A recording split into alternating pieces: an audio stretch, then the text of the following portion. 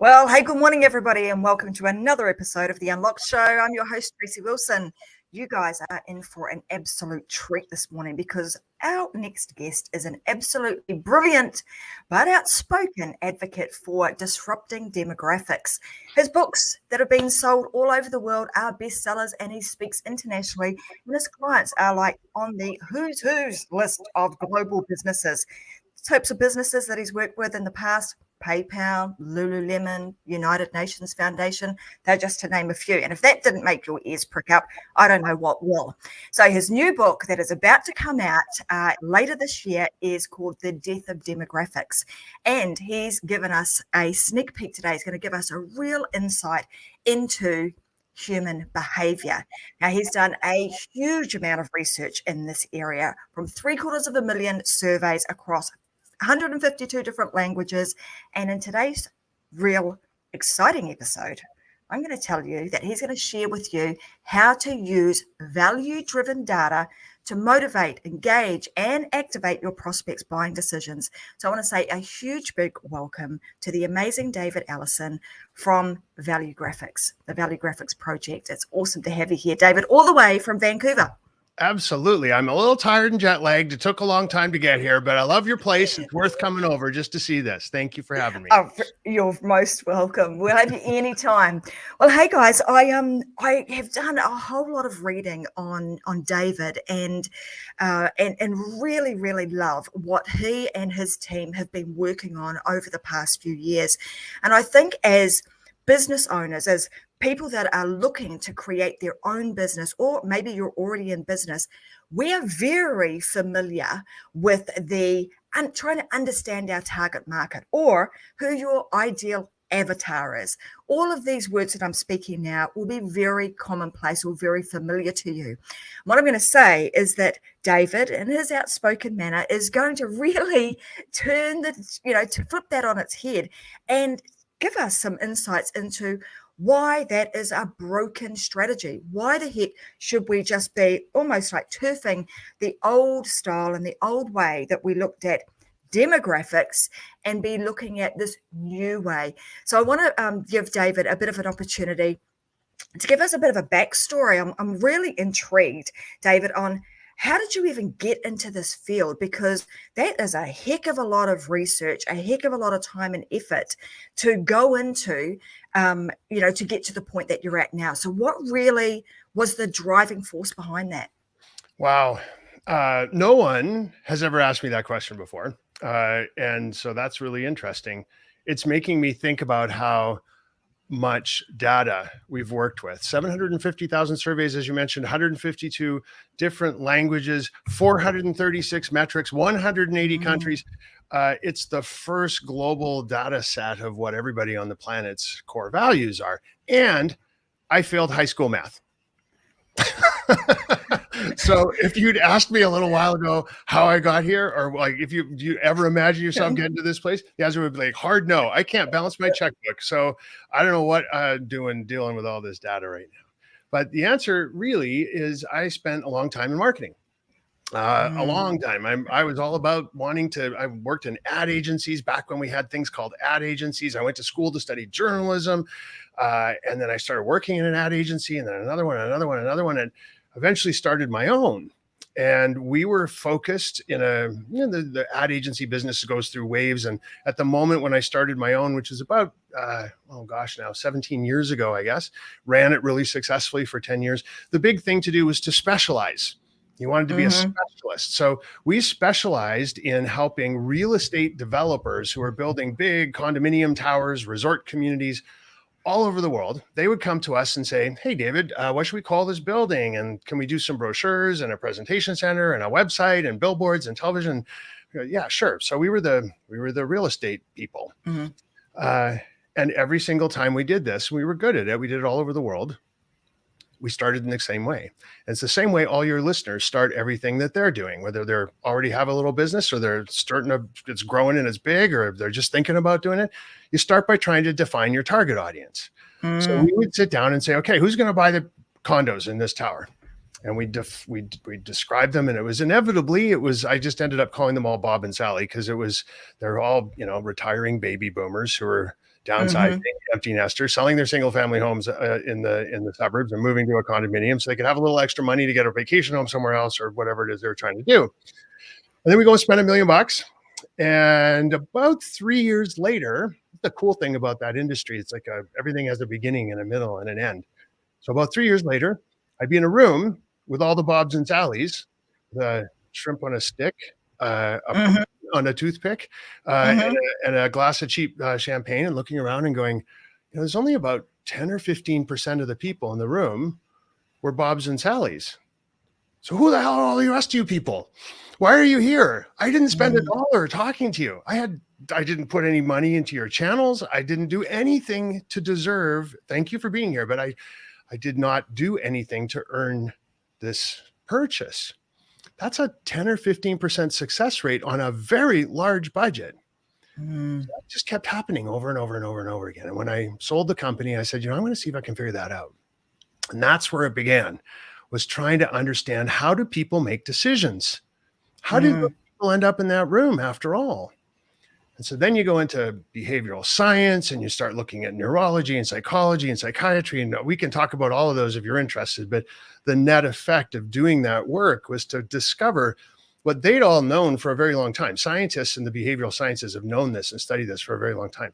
Our values determine everything we do, whether we know it's happening or not. That's the only way we make decisions.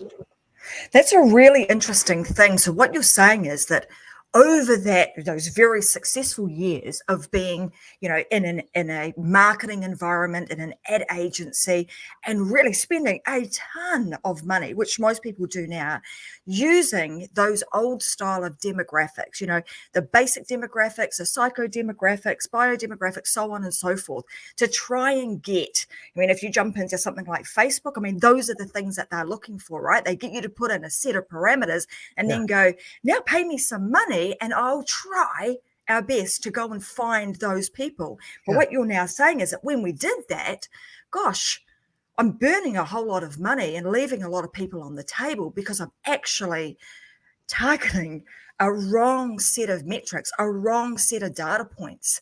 And so through that process, like realizing that, oh my gosh, now I'm in this room with all these people. Yeah, some of them should be here because I targeted them, but a whole lot of others, they're here because of some other reason. And so then that stimulated more, I'd say more thought, and got the old, gray matter working and thinking, why is that? Why are these people here? What's the common denominator here that is bringing these people together? So then talk me through like this next, the cogs are turning, and obviously you're not thinking about math at this time, because if you were thinking, oh my God, I've got to go down the path of doing some kind of math, probably wouldn't happen, right? run away screaming, get me out of here. But that curiosity that you had to kind of go, there's more to this than what I've been using and what I've been seeing. So how can I get that information that I know is going to make a huge amount of difference? Let me tell you one little story. I want to tell you a little bit about the behavioral science piece, because it's really important. This was the light bulb, right? So if you talk to a neuroscientist, a brain scientist, they'll tell you that the prefrontal cortex part of your brain, it's like your CEO. And all the incoming information, all the sights and sounds and smells, everything your senses collect over the course of the day, your CEO lays all this information out on your desk and says, okay, well, if this is what's going on, then here's how we're going to behave. Let's say family is a really important value to you. Your CEO only uses one set of filters to make all these decisions, and that's your value. So if family is a very important value and something comes along that might be good for your family, your CEO says, okay, here's what we're going to do. You're going to go get that thing.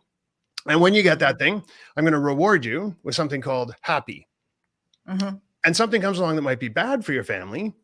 Your CEO says, oh, we get that out of here, get that off the radar screen. And until you do, I'm going to incent you with something called anxiety or stress or fear. I'm going to make that, we got to get that out of here. So your CEO, your prefrontal cortex, is bossing you around. All your emotions, feelings, behaviors, decisions, everything you do is controlled by that chunk of your brain, and it's only making decisions based on your values. It doesn't care whether you're an 18 to 24-year-old or a 25 to 36-year-old or a male or a female, you make $100,000 a year, you have 2.3 kids and live in the suburbs. It does not care. It only cares what your values are. So that was the moment where I was like, wow, okay, and all these other scientific fields we won't get into, they all back it up. I thought, this is it. If we could figure out for a target audience of people that we want to communicate with, to engage them or motivate them, whatever word we want to use, if we could just figure out what their values are, we're golden. We just know that's what we have to talk to them about. So I started to see if there was a way to do that, and there wasn't. So that's when the Value Graphics project began. We said, let's build one. Let's make a way to understand the shared values of a group of people, so that instead of talking to them like women who make $100,000 a year and have a college degree, let's talk to them like people who are driven by ambition and family and environmentalism. Let's know what to say based on what they value. That's where it came from. And then understanding. So what is it that they actually really care about? Because when we understand that piece of the puzzle, then again, they're going to want to listen and pay attention to what it is that you're talking about, right? It's a really fascinating thing, because, you know, this whole concept of understanding values, even from a point of view of someone's success in their own life, you know, and often we try and create something in our life that we want, but if it's in direct conflict with our core values, we often never achieve that, because again, like you're saying, that prefrontal cortex kicks in and says, that's not in alignment with what your core values are, so let's not go there. Let's just kind of take you in a different direction. And therefore we see that as, oh my God, it's failure. I can't do this, I can't do that, it's not working. Beat thyself up, when in fact it's just a disconnection between, you know, what it is that you want and the value. So I just find this fascinating, because you find it seated in not just in who our target audience is, but it's in thyself. Sure. And here's the thing. Psychology is another one of these behavioral sciences, right? And psychologists have, you know, not to knock psychology, but they've had it easy for a long time, because they only got to deal with one person at a time. So they sit down with one person, they go, let's give you an MMPI inventory or a Myers-Briggs test or one of these other, and we'll figure out what your values are. And then you're going to lie down on my nice comfy couch over there, and we're going to like make sure that your life and your values are in alignment. That's what the work of going to see your therapist is about. Yeah. And if your values and your life are not in alignment, you're a misaligned, unhappy person. And the more you can get them in alignment, the more psychologically stable and happy you are. So that's relatively easy to do compared to what we want to do, which is understand which values an entire group of people that we don't get to talk to, what ones do they have in common? And we want to know about that before we spend our money. We don't want to know about it after, because sociologists, they study groups of people and why they behave, right? So after an election, they can go and talk to people who voted for this person versus that person and figure out what their values are and say, oh, okay, well, these people voted for that guy because of these values, and they voted for this person over here because of these values. So that's afterwards. Still not what we need as marketers and business people. We need to know before they voted which way they're going to vote, so that or purchase or decide, or, you know, I want product A or product B or service A or service B. How do we know that before they do it? That's a whole different level of analysis. And that's what we've made with the Value Graphics project started to collect values from everybody on earth. And we now got to this point where we've hit 750,000 surveys we've done, and we can go into all kinds of detail around that. But basically we've created what's called a random stratified statistically representative sample. It's a fun thing to say after 2 martinis at a party. Random stratified statistically representative sample. The cool kids call it a random StratStat rep. So a random StratStat rep, which is like a miniature Lego model of the world. And it's accurate by age and income and country and population, all those kinds of things. So we have our own little model now. And while we were collecting that, we were asking everybody questions about what's important to them. What are their values? What are their wants and needs and expectations? So when we go and pull data out of there, it's accurate for the whole planet because it's a model of the whole planet. It's done in a very particular statistical way. So it's never been done before. We've never had a random StratStat rep of the population of planet Earth. And now we can learn all kinds of things about what's important to people. And also, here's a fun twist. We can understand with stats why demographics don't make sense anymore. So I'll give you a couple of numbers that just rock your world. Go back to that story I was telling about being in that room with the champagne and the shrimp on a stick. And 10 or 15% of the people in the room matched the target audience description and everyone else was a big mystery.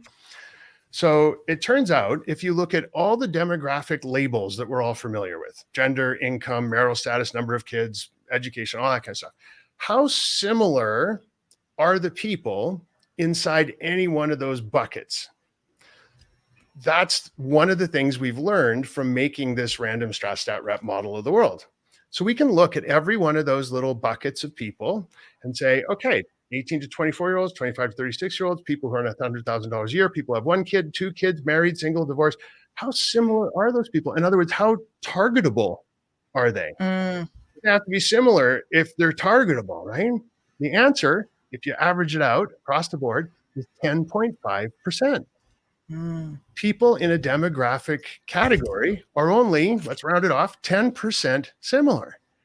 So if you target a group of people based on demographics, and you say, my target audience is 25 to 36-year-old women who earn $100,000 a year and have a college education, and they're not married, but they'd like to be, and they, have a degree in economics. Cool. What you've done is taken a bunch of demographic groups that agree with each other about 10% of the time, put them on top of each other to make a bigger demographic group of people that agrees with each other about 10% of the time. And then you go and spend $1 million trying to get them to do something. That's a built-in, guaranteed 90% fail rate. Because the best you can hope for in that scenario is about 10% success. So I look now back at that room full of people from my real estate days and go, that's what happened. I was talking to a demographic and I got about 10, 15% of the people match the demographic. You know why everyone else was there though? They were identical to the group I chased. I just was using the wrong lenses. I was looking at them demographically and going, who are you people? You're not the demographic. But what happened was inadvertently, I was saying things. I was talking to values that made all those people come into the room. So their values were identical. That's why they were all there. I just couldn't see it because values are on the inside, not on the outside. Isn't that interesting that that level of perspective or looking at things through a different lens brought you that, that amount of detail and that kind of like aha moment that there is the one common denominator here, and that is their values. And that obviously has then gone, wow, let's just, and then researching and asking thousands and thousands of people, millions of people around the world, a set of very specific questions that also help you to narrow that down and go, yep, that's the thing. It comes down to their values. So I want to ask you this question, because for so many decades, for such a long time, we have been kind of going down the path of old school demographics, is what you'd call them now. Like they worked in the past, but they don't work now. And I'm really interested to know, what is your insight into why you think that is the case? Like, I know you've said, previously in the olden days, we did things in a certain way, which was to kind of keep society flourishing. And now they have become meaningless. What's actually happened to make them now irrelevant? Yeah. Well, a couple things. Let's start back by just painting a picture of a couple thousand years ago. You're in a little town in, let's say, rural France somewhere, maybe even sooner than that. You're with your tribe. It's back in the Neanderthal days. Well, women had to be making babies by the time they were 14, or they were not pulling their weight. And that meant did not have enough population for the next generation. And so the village down the street would be growing while ours was shrinking. So women, get out there and make some babies. Men, if you're 12 or 13 years old and you don't know how to work a spear and a sword, and you're not out killing the bad guys and bringing home a bison for us to eat for dinner tonight, you're not doing your job.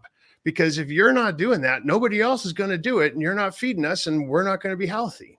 And old people, your job was to sit around and be wise and to tell everybody what the stories were that made the universe come together. And you had to be the ones who were artists and craftsmen, and so on and so on and so on. Rich people, poor people, young people, old people, we all had a job to do. And if we did not do it, things fell apart. We wouldn't survive. Our species would get eaten by the other guys. It was all about survival.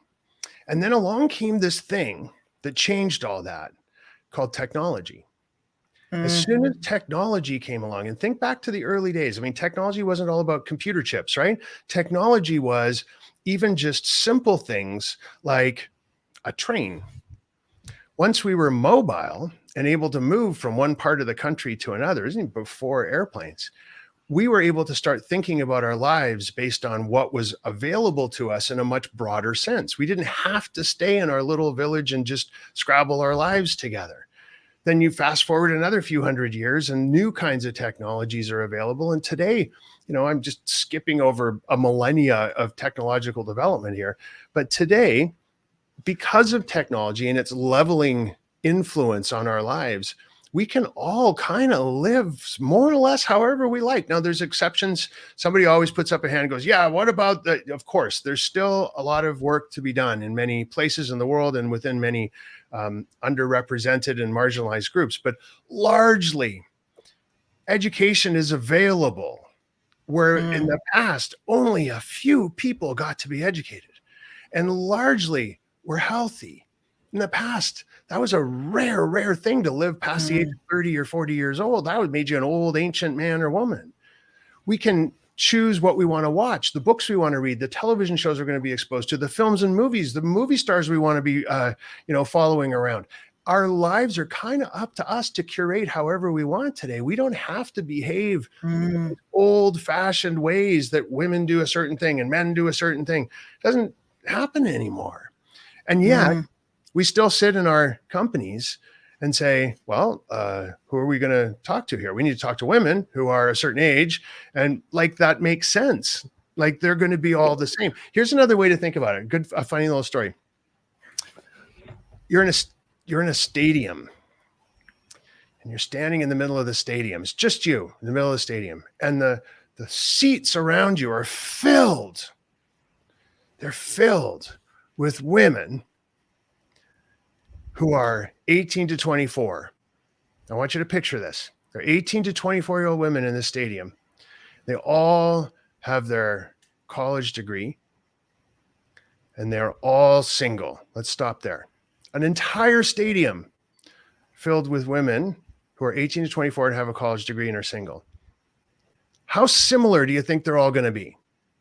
Just using common sense. I bet there's going to be all kinds of people in that stadium. It makes no sense to think in that scenario that they're all going to respond to the same thing. If you had to get them to say yes to buying, I'll often talk about a chocolate bar. Give me one thing you can say to that stadium full of people that'll get them all to say yes to buying your chocolate bar. It's impossible. But if I told you one more thing, in addition to what we know demographically, if I told you that their most important value in their life was, let's go with health and well-being. Now, can you say one thing that'll get all of those 18 to 24-year-old women with a college degree and are single? Can you get them all to say yes? Yeah. You can say, this is the healthiest chocolate bar in the world. And you're in. So that's the power of values. The demographics, they don't give you anything. What are you going to do? Make things pink because they're women? Like it's just nonsense, right?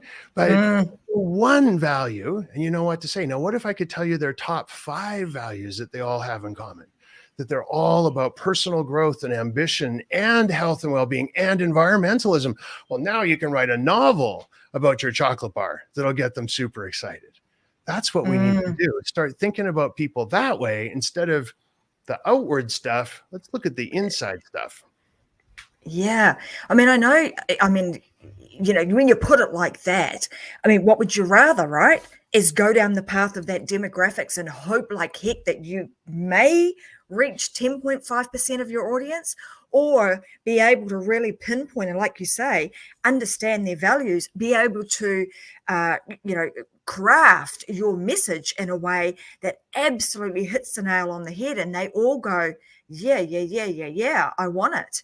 That because that's me, right? That's because I'm now seeing that you understand me.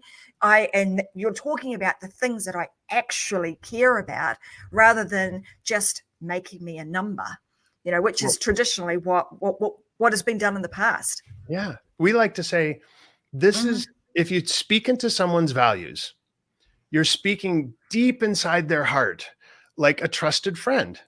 Because the way your friends talk to you, they know you. They're going to sit you down and go, listen, I've been meaning to say something about this. And they're going to know how to frame up a message to get you to go, oh my gosh, you're right.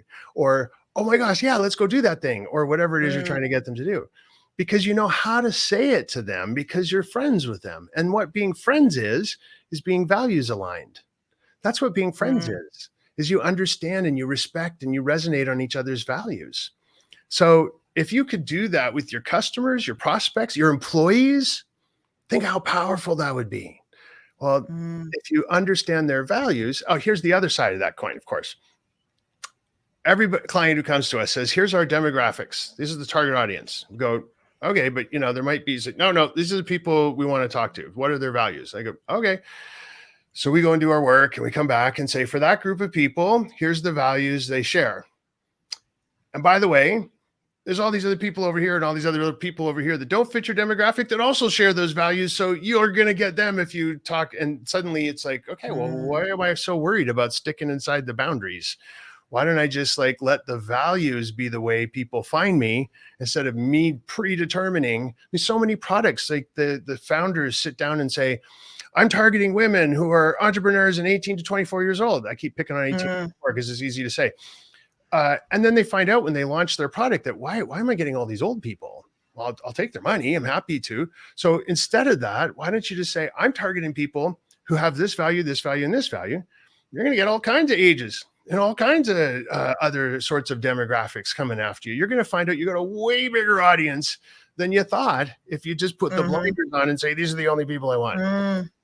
I mean, this kind of does flip a lot of those traditional marketing strategies and techniques on their head, because, just with what you've said there around, right, we're going to focus on the demographics and we're going to get really niched and work on a very specific type of person. What you're saying now is, well, actually, that's a whole lot of garbage. You don't need to do that, because if you focus on this, you're actually widening your market, but you're widening it in a very specific, thoughtful way to be able to capture the people who are going to feel like they belong, going to feel like that's my place. I'm no longer a square peg in a round hole. Yeah. I'm that square peg in a square hole, or a round peg in a round hole, because I've landed, so to speak. I've found my peoples. Yeah. I love it. I remember one big clothing manufacturer who came to us at one point and said, we're really confused. We've spent all kinds of money coming up with our personas. We have a client, we have a customer, and his name's Joe, and he's this old, and we know this about him and stuff. And so we design our clothes and our stores and everything so that Joe is happy and is going to come buy our stuff. And then we go and stand in our store, and there's all these other people that don't resemble Joe. Why are they there? Same problem I had every time we did a real estate project. They're just like, wow, how do we understand the entirety of the people who are actually buying our stuff instead of this fictitious character that we've come up with? the other way to think about this, because I don't want to make it sound like demographics aren't useful. They're still useful. And I'm holding my reading glasses because this is a great example. We're not going to sell, you and I are suddenly in the reading glasses business. We're going to make and sell reading glasses. And these are really expensive reading. They're made of diamonds and platinum and, all kinds of crazy stuff. So they're not going to sell to 18-year-olds, and they're not going to sell to people who don't have very much money. So we know we need to talk to rich old people. And let's say they're super wide, like these ones are. So they're kind of more for a man than they are for a woman. So rich old guys, that's who we're trying to talk to. Mm-hmm. But here's what the problem is. That's true in this case. But we then think that they're all the same, that rich old guys are somehow all going to respond to the same message and have the same values. And that's not true. We're back in the stadium now. We're filling those stadium seats with rich old guys and thinking they're all going to be one way or another. We're all like one thing or something than something else. But if you just tell me that those rich old guys, their biggest thing in their life is, I don't know, let's pick one of the other values, social standing. They want everybody to know how much they paid for those glasses. So you need to find a way for them to brag when they're wearing those glasses. They better have big honking logos on them so that everybody can see how much those glasses cost at a glance. No subtlety for this group. Whereas another group of rich old guys might be that they don't want social standing at all. They don't want any logos. They're more about balance, or they're more about relationships. They don't want to push anybody away, make anybody feel uncomfortable. They want to bring people towards them and make people feel like they're approachable. So they'll still buy your glasses, but you got to talk to them in a different way than that other group who wants everybody to, you see where I'm going with this? It's just a really common sense thing. So I know that a lot of people are now going to go, okay, well, I get that. Yeah, right. I'm going to focus on values.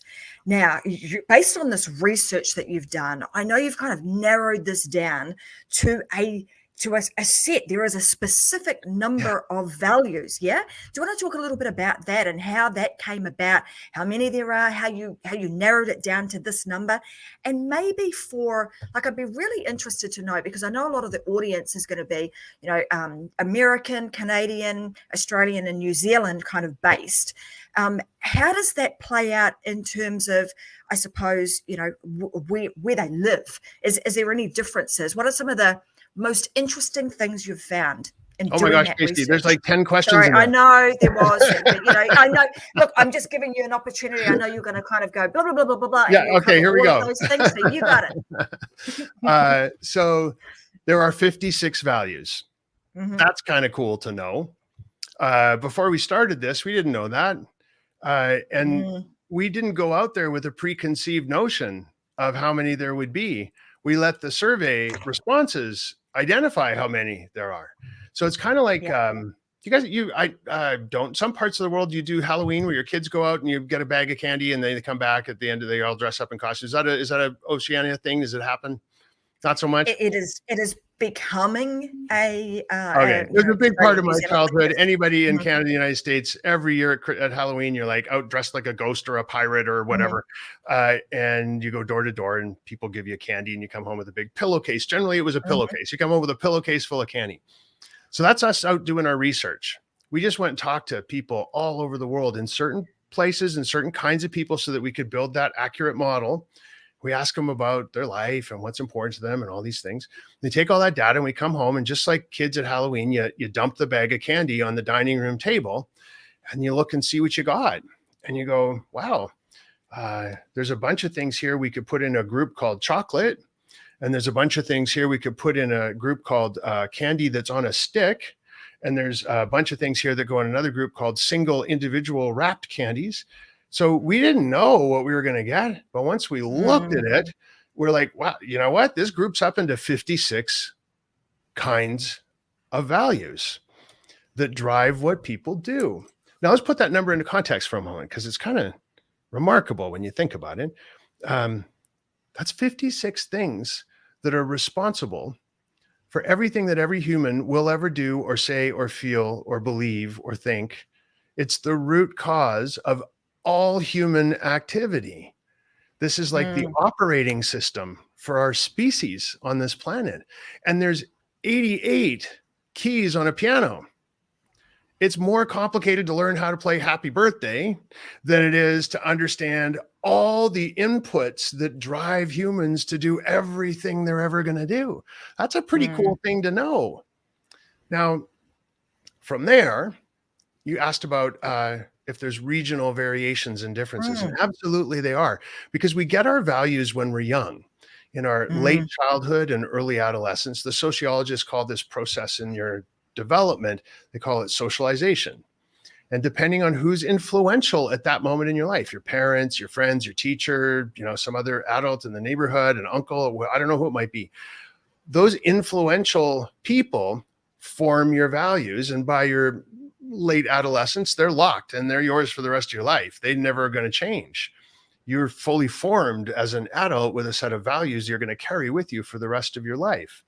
So that socialization process is different in different parts of the world, depending on what the traditions and customs and cultures of the places and the people and the times you're living in. So of course, those 56 values in different parts of the world, different ones are at the top of the list and then they move down, and sometimes they're not on the list except way at the bottom, and in another part of the world, they're way up at the top. But it's not just regionality or even by cities or even by neighborhood. It's by brand, and it's by hobby, and it's by, because remember, values drive everything we do. So if you play soccer, the reason you've decided to play soccer or football, whatever it is you call it in your part of the world, the reason you've decided to do that is because a set of values felt aligned around that. So you went and did that. So every tiny group that you can describe to me, you can say people who are going to this afternoon eat yogurt and then go for a walk. I can figure out why those people are eating yogurt and going for a walk, because it's their values that made them choose that they're going to sit down and eat yogurt and then go for a walk. So that's a silly case to make my point. So yes, there are regional differences. There are city differences. There are differences right down to the level of every tiny little group you can possibly imagine. So let me give you a couple examples, because you told me you had a lot of friends listening in United States and Canada, and a lot of friends in Oceania, let's call it. So we do the way we break up the world is in 9 regions. One region is the US and one region is Oceania. So I pulled a little bit of fun information here. I looked at the top 10 most important values to these entire regions of the world. And in Oceania, there's 2 that don't show up in the top 10 in the United States. And similarly, there's 2 in the United States that don't show up in Oceania. So where do you want to start? Well, given that I'm, from Oceania, I'm originally from New Zealand, now live in Australia. Let's go there. Okay, so the 2 that show up in your top 10 that do not show up in the United States are community and a really lovely value called personal responsibility. Now, let me tell you about these people. People who are driven by community. Now, think about the word community. Community can mean lots of different things to lots of different people, right? I live in Vancouver, so I'm part of that community. I go to a gym that's about 6 blocks away, and I go pretty much all the time. And so there's a bunch of guys I always see there. That's another community I'm part of. We have a little cottage up the coast, and there's a little town there. That's another community I'm part of. Lots of communities I'm part of. People who are put a lot of importance on the value of community will make all their decisions on how it's going to impact their communities. And which decision is going to give them more of a sense of community. So that's a driving force in your part of the world that does not exist in the top 10 in the United States. That's overall, and there's certain people for whom it will, of course, but as an entire region, way more important where you are than in the United States. The other one.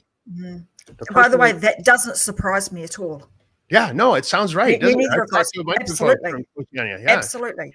And then personal responsibility people. These are people who you will never hear them say, you know what someone should do about that? These are people who get up off the couch and go do that thing. These are people who want to know that their actions are responsible for making the needle move. So in a business setting, these are the people you want to say, hey, thank you for, coming to my store. Would you like to look at things this way or look at things this way? you've just made me personally responsible for my experience. I get to decide. I get to be the decider. I'm all over that because personal responsibility is really important to me. I think about the frequent flyer program I have from the airline that I fly with the most.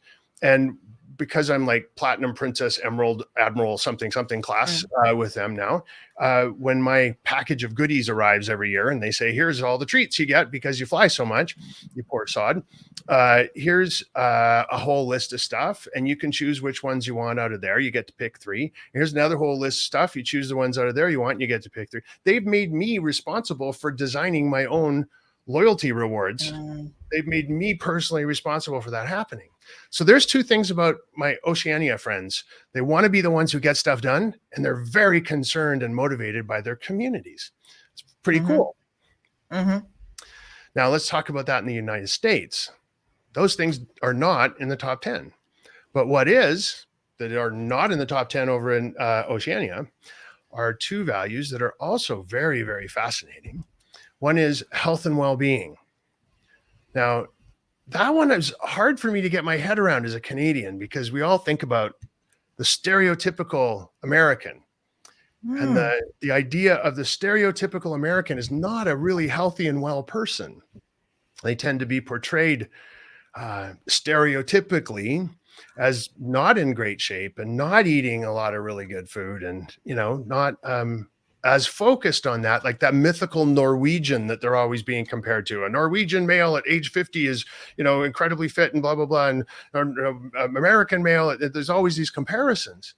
But here's the thing about health and well-being, like all values, it's in the eye of the beholder. So I have friends in my life, for example, for whom they drink a bottle of wine with dinner every night. And if they go for a week where they only drink half a bottle of wine every night, they think they're just being the healthiest thing since sliced bread because they halved their alcohol intake. Like, wow. And then I have other friends who are constantly training for an Ironman or a marathon. And like 2 or 3 or 4 times a year, they go and they just push themselves to the limit and climb 7 mountains and swim across an ocean and do all this crazy stuff. I can't imagine volunteering to do that. It sounds like punishment to me, but for them, that's how they have to be healthy and well. And both are fine and both fit into the definition of health and well-being because I don't really care what your version of it is. As a sociological data company, what I care is being able to identify that this motivates you. Health and well-being motivates you, whatever your version of that might be.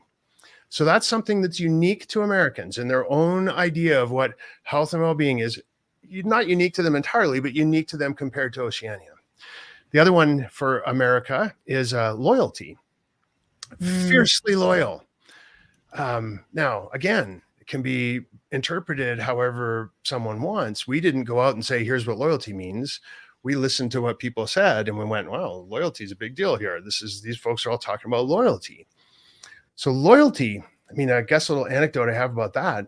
Look at how fiercely right now Americans are being loyal to a political party. Either side of that debate, there's a fierce, overwhelming desire to remain loyal in the face of all kinds of evidence that might make you think otherwise. And I'm not taking sides here. It's going on both sides. But the loyalty that these folks have makes it very difficult for them to switch sides or to change their mind. And so there you go. There's a couple of things that make Americans different than my friends in Oceania. And, I'm thinking about those things that you're talking about and knowing, spend a bit of time in America. You've done a lot of research, got a lot of clients that are in that space. And obviously coming from New Zealand and now living in Australia, you're talking about those things. I can see how, those are almost indoctrinated into you as, like you're talking about, they become what you know from a child. And then you then take those on as your values. And that's what you live with as an adult. Those are, and like you say, if in America, typically speaking, the stereotype is, not very healthy, don't eat well, all of those sorts of things. So potentially that's, they think that. So therefore, I really need to focus on my health and well-being, because typically we're not that type of person. Whereas New Zealand, if I think about New Zealand and Australia, we don't really like that's, even though I think on the spectrum, Australia is also on quite high up in the unhealthy realm of population globally. But it's not something that we hear about on the regular, where, in America, you tend to hear that fairly frequently. And the same with loyalty, very like patriotic Americans are, pledge their allegiance to the country, that sort of thing. So I can really see how that kind of plays out in that space. Now, the next question I've got that leads off from that is, are there specific questions that we can be asking ourselves to try and determine what our, what are the values that I should be speaking into? What are the values that I knew you'd have an answer for that. Yeah. I want to back up for just a second and tell you why I'm going to tell you what I'm about to tell you. Mm-hmm. So my mission, my vision, what I'm trying to accomplish with this is I want us all to think about how we can be values driven.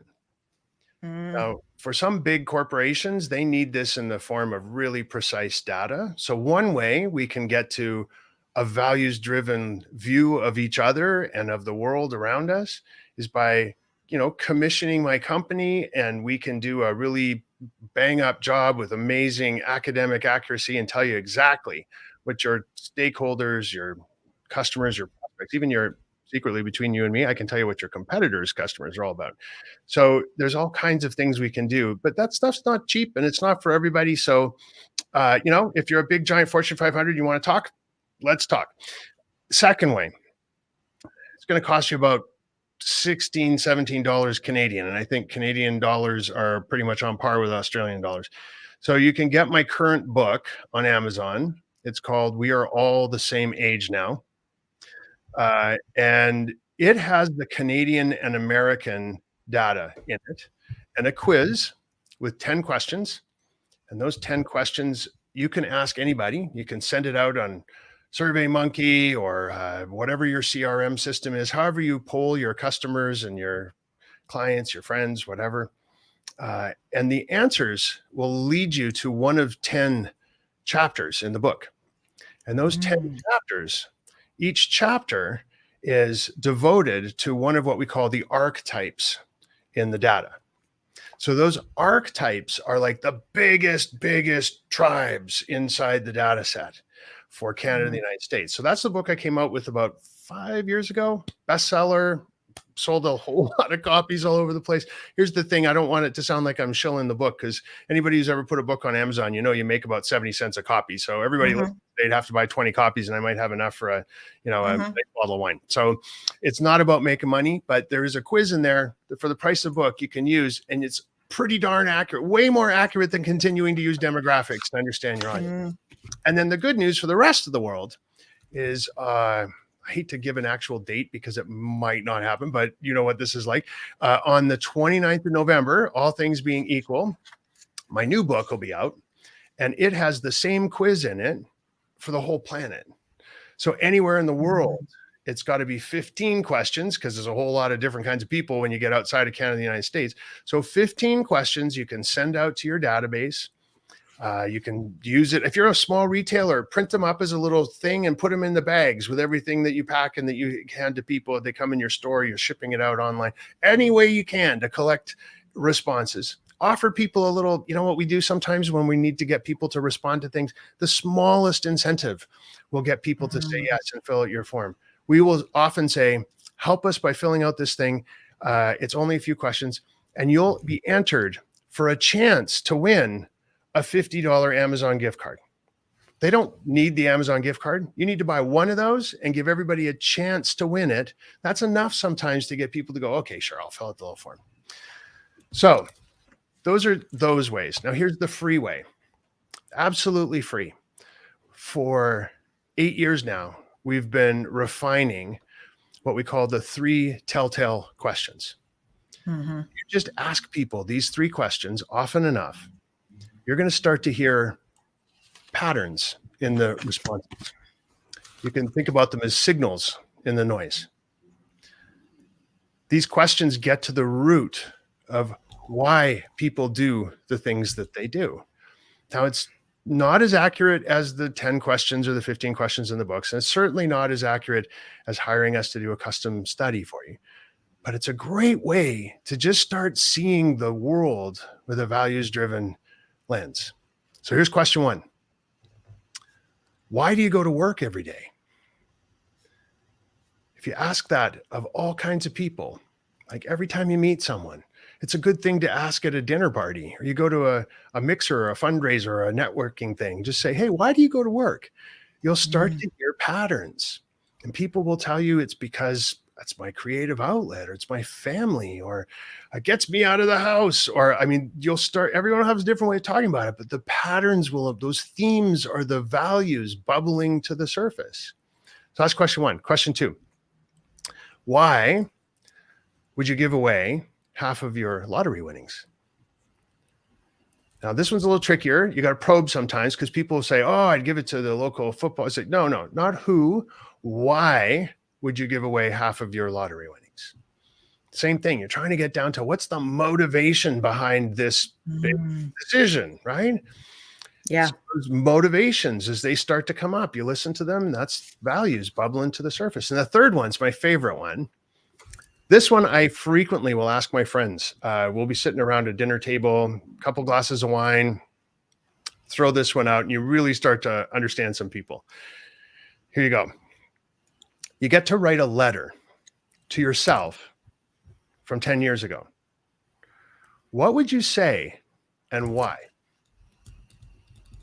That's a fascinating thing to think about just yourself. If you can say, what would I say to myself from 10 years ago and why those things, you really start to understand what's motivating you today. So those 3 questions. Now, let's say you're a small, medium-sized business. You can't afford to go hire a big research firm to do all this work for you. Just train your frontline staff, whoever's interacting with people, to, in their own words, ask those 3 questions as many times as possible. Make it easy for them to jot down the responses. Take 6 months. Just keep asking. Keep asking. Every time you're at a conference, every time you run into a bunch of people who are your customers, ask 1 or 2 or 3 of those questions. Keep writing them down. Eventually, if you collect enough responses, you're going to, like the Halloween candy, you're going to be able to look at them all and go, oh my gosh, all my people are driven by personal growth and personal responsibility.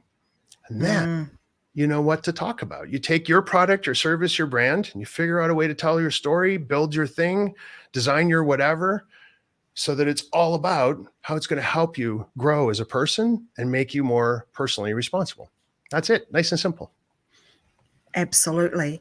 And, those 3 questions, like I say this all the time on the Unlock Show, right?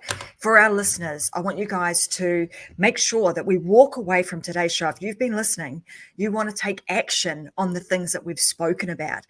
So David's just given you a really simple, free way of being able to start the process of really understanding that customer at a deep level and understanding their values with those 3 questions. So if you haven't already written them down, I want you to pause this, go back, replay it, grab those questions that he's just rattled off for us and embed them into the way in which you do things in your business to start gathering that data. Because like he says, when you start doing it and you start ask enough people, you will start to create your own database, your own patterns. You'll be able to pick up the different values and behaviors and a whole raft of other things that is going to give you some really valuable insight into who the people are that you should care about and actually care about you, and that makes a huge difference. Hey, yeah, and why? And why do they care? They're your customers for one reason. Their values made them your customers. So if you can figure out what those are, you know why they're coming. Guess what you get to do? You don't have to do any of the stuff anymore that has nothing to do with their values. You just forget about that stuff. Double down on the stuff that's all about their values. You get to just take all your money and time that you're kind of wasting right now, spraying it out there and hoping some of it sticks. Something's working because they're your customers. But if you can figure out why, what's working, stop spending that 90% of your dollars and hours on the stuff that's not happening and focus it all on the stuff that will move the needle. You're going to just see an exponential growth. And Yeah, I'm not sure how amazing. we're doing on time, but I have one more really important message before we Yeah, leave. thank you. You want me to go? Absolutely. Okay, here's the most important thing I'm going to tell you today. It's all good that we've got a better way to understand people and a better way to get them to motivate them, to engage them, to activate them, influence them. That's great. It helps us all do a better job. But when we do that, we're part of something much, much bigger and much, much more important. And here's what it is. The longer we continue to use demographics to understand people and say, age, my people are this age, so here's what we think we know about them. What you're doing is saying it's okay to think about people based on age. And when we say, my people are that age and they're women, that means we're saying to everyone around us and the world that it's okay to continue to come up with messages and products and services and talk to people because they're women. That makes no sense. Those things, that's called ageism. And this one, that's called sexism. And the same thing happens and fuels racism and homophobia. And so many of the problems that we're grappling with right now are because we keep talking to each other and thinking about each other based on what we look like on the outside. Very stereotypical. It's totally reinforcing stereotypes. Now, all we have to do to change that and stop that terrible force in the world is to just change how we look at each other.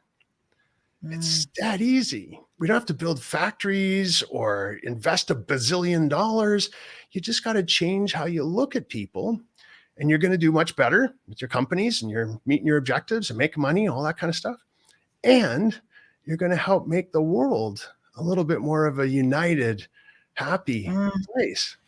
I think it's really, really important that we do this because it's how we're going to be able to do well and at the same time do a whole lot of good.